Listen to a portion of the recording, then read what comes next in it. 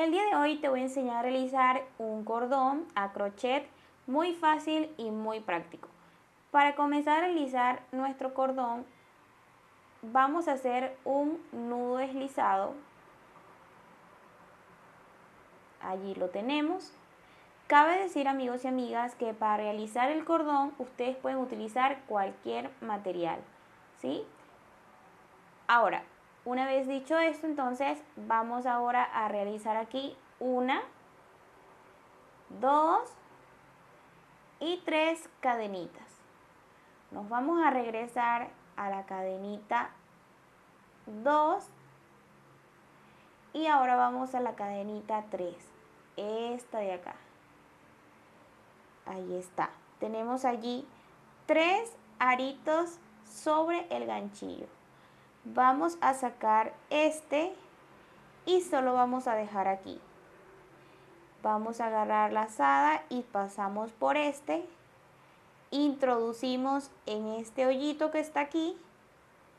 Agarramos la lazada, sacamos. Introducimos por el siguiente hoyito, agarramos la lazada y cerramos. Soltamos aquí y vamos otra vez a agarrar la lazada y sacamos por este otra vez y por este también. Solo que hay que tener cuidado de que no se vaya a salir este, ¿ok? Sacamos también. Otra vez sacamos. Aquí sueltan. Se pasan al siguiente hoyito. Sueltan. Se pasan al siguiente, que es este de acá. Este último tienen que tener cuidado porque tiende a salir, ¿ok? Vamos otra vez, sueltan. 1, meten aquí, sacan, meten aquí, sacan y repetimos. Sacan aquí, introducen solo en este, aquí, hacen un punto, sacan ese punto, el siguiente, sacan y en el siguiente sacan. Otra vez, sueltan, sacan el primero,